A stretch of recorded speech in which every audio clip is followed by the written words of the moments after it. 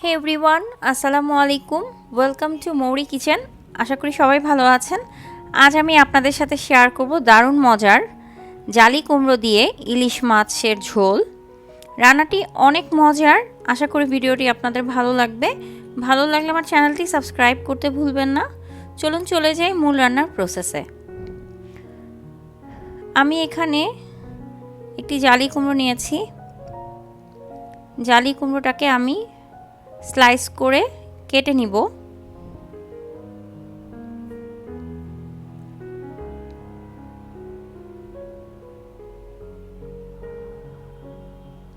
আমি প্রথমে এটাকে ছিলে নিচ্ছি।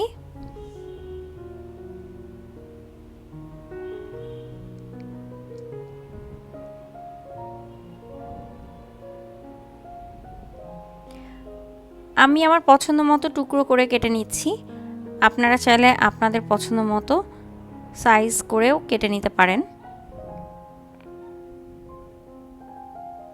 কিছুটা মোটা করে কাটার ট্রাই করবেন, কারণ রান্নার সময় এটা খুব সহজেই সেদ্ধ হয়ে যায়। পাতলা করে কাটলে অনেক বেশি মাত্রায় গলে যেতে পারে।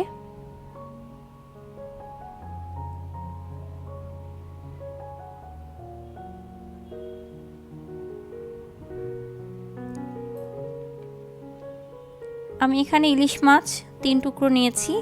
মাছগুলোকে খুব ভালো মতো ক্লিন করে ধুয়ে নিয়েছি।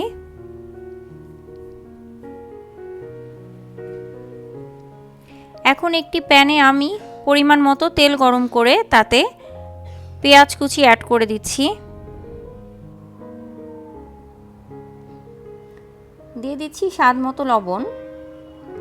লবণ দিয়ে পেঁয়াজটাকে আমি কিছুক্ষণ ভেজে নিব। পেঁয়াজ ভাজা হয়ে গেলে আমি অ্যাড করে দিচ্ছি আদা এবং রসুনের পেস্ট একসাথে মিক্সড করা।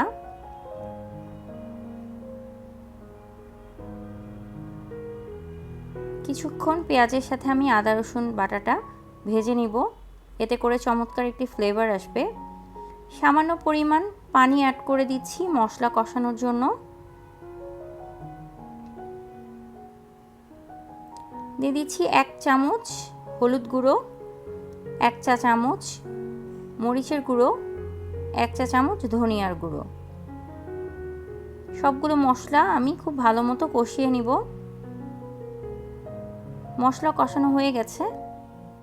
এ পর্যায়ে আমি দিয়ে দিচ্ছি কেটে ধুয়ে নেওয়া জালি কুমড়াগুলো।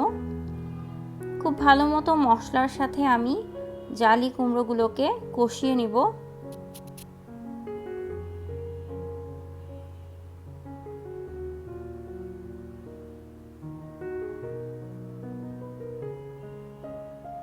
কষানো হয়ে গেলে আমি 1 কাপ পরিমাণ গরম পানি দিয়ে এটাকে 10 মিনিটের জন্য মিডিয়াম লো হিটে রান্না করব।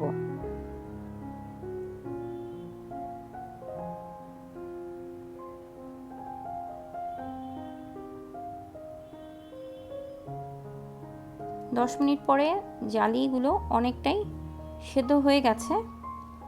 এ পর্যায়ে দিয়ে দিচ্ছি কাঁচামরিচ টুকরো করে কেটে নেওয়া এবং ইলিশ মাছগুলো।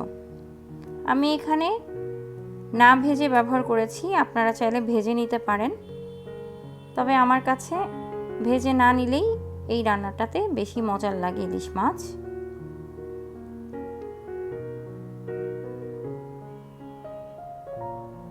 আমি আবারও ঢেকে রান্না করব মিডিয়াম লো হিটে 10 মিনিটের জন্য। পানি অনেকটাই শুকিয়ে এসেছে, জালিগুলো পারফেক্টলি সেদ্ধ হয়ে গেছে আর ইলিশ মাছটাও ভাপে হয়ে গেছে।